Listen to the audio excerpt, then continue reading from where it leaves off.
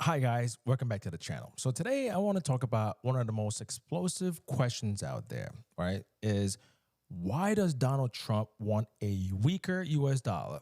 And could that decision that he wants that weak dollar, can that crash the American economy harder than 2008? I mean, that is the question that's being asked, because several times Donald Trump has been saying like, hey, these countries are taking advantage of us, and so on and so forth, and that he wants to put tariffs on them, and he wants to compete. It kind of almost sounds like to me that he wants to have a weaker U.S. dollar.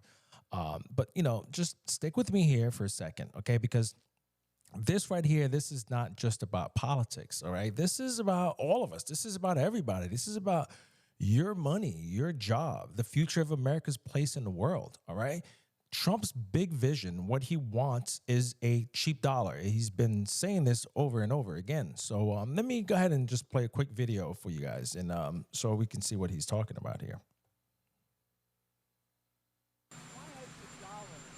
Why has the dollar fallen so much? And are you concerned about that? Well, I'm a person that likes a strong dollar, but a weak dollar makes you a hell of a lot more money. Now, it doesn't sound good, but you make a hell of a lot more money with a weaker dollar. Not a weak dollar, but a weaker dollar than you do with a strong dollar. And the first people that are going to notice it are the manufacturers, the trucks, and various other things. Like, look at Caterpillar, how well they're doing that. When you have a strong dollar, you can't sell anything. It's only good for inflation, and it's good psychologically. It makes you feel good. But with that being said, I love strong dollars. When I see it down there, I don't lose sleep over it, let's put it that way. In fact, sometimes I go to sleep very happy. You understand? Do you agree with me? I agree with a lot. So did you guys hear what he said there? He goes that he's very happy, actually. He sleeps very easily. That he's basically happy that the US dollar is way down, that inflation is basically going up. This is insane, okay? Trump has basically made it clear that he thinks that the US dollar is too strong, and he wants to weaken it. Why? Because the strong dollar makes American exports more expensive and makes imports cheaper. So it makes other countries, his goal thing, it makes other countries richer because other countries' currencies is a lot weaker than the US dollar. So it's easier for them to ship things here, and it's made it harder for us to send things over there.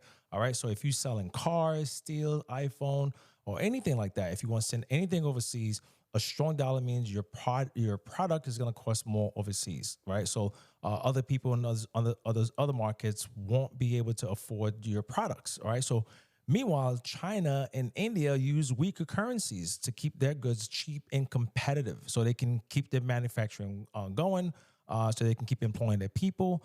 So it benefits them immensely. So Trump's big idea is simple: weaken the dollar, boost American exports, bring manufacturing back. I mean, sounds good, right? Sounds like a good idea, right? But here's the catch: inflation.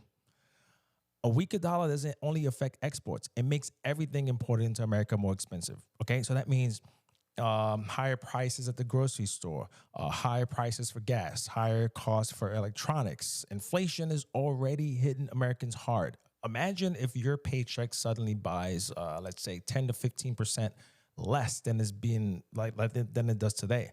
All right, that's the hidden cost of a weaker dollar. All right, this is not good. The national debt also is a problem. Okay, and this is where it gets more dangerous, because currently, right now, I mean, the U.S. government shutdown, but also the U.S. government owes over $37 trillion. Okay, to pay that debt, Washington needs to sell bonds and promises, basically selling bonds and promises to repay investors. So they, other countries buy U.S. bonds, and U.S. make promises like, hey, we'll pay you back, But if the dollar gets weaker, foreign investors are going to demand higher interest rates to lend us money. Just like, if someone, in your everyday life, if you have poor credit, it's going to cost you more money to borrow. All right. The interest rate is going to be higher for you. Okay. So that means the cost of servicing the debt explodes. Okay. The U.S. could get stuck paying trillions of dollars, okay, just in interest alone, straining the government's budget, okay? Social Security, you think Social Security is secure? They'll cut that. Medicaid, cut that. So which one do you think they'll cut first? Social Security, Medicaid, or defense? Do you think they'll cut defense first and leave Social Security and Medicaid? Or you think they're going to go right for Medicaid and leave defense alone, probably increase defense, okay? Everything is going to get squeezed. All right, so that could be a worse thing than 2008. Worse thing than 2008. Okay, 2008 was about the banks collapsing, right? Because they made bad mortgages and people couldn't pay it back, so that collapsed, right? This time around, the risk is the entire foundation of the American currency. This is for the whole marbles people. Okay, this is not going to be just a little. I think this is going to make 2008 looks like a walk in the park, a cakewalk. Okay, because if confidence in the dollar cracks, global investors they're gonna rush to gold, they're gonna rush to the Chinese yuan or even the Indian market. Okay, the dollar could tumble, inflation would spiral, and the Fed will have to slam interest rates sky high. You think we have high interest rate now, and if the Fed does that, businesses and mortgages that want to refinance into a lower interest rate, they can't. They can afford the higher interest rate payments. So you could see how that's going to become like a snowball effect, right? Jobs, goodbye. Credit dries up, okay? We fall into a very, very deep recession that is going to be worse than 2008. All right. And guess what? There's other players around, okay, on the global chessboard watching this, right? China and India. All right. That's another added layer. China and India would love to see the U.S. stumble. Okay. Both of these countries, they don't have a Federal Reserve. They actively manage their currencies. All right. They know that by controlling exchange rate is a weapon in global trade wars. So if Trump pushes the dollar weaker, China won't just sit by. So let's say Trump does manage somehow to get the dollar weaker. You think China's going to sit by, or India, to let the U.S. get more market share? Do you think they're going to sit there and go, oh, yeah, let the U.S. devalue the currency? We're just going to sit there and watch them trying to bring manufacturing back to America? Or you think they're going to go, we're playing that game? We're lowering currencies. You want to manipulate currencies? Watch this. They're going to lower theirs, even lower, to compete for market share. They're not going to just sit there and just let you just devalue your currency to get more and to ship more stuff overseas, because China wants to be the world manufacturer. And this is how they do it. They manipulate the currency, keeping it low to boost their manufacturing and exports. How are we going to do that? Okay. India too also is competitive. They have a growing economy. All right. And they don't want to, they could just weaken the rupee, just also the same as China, to boost their exports. So good luck with that. All right. So the result is Trump's weaker dollar plan doesn't mean that America automatically wins. All right. Instead, it could trigger a currency race where Asian economies double down just to stay ahead. China has been quietly pushing the world to trade in yuan instead of dollars.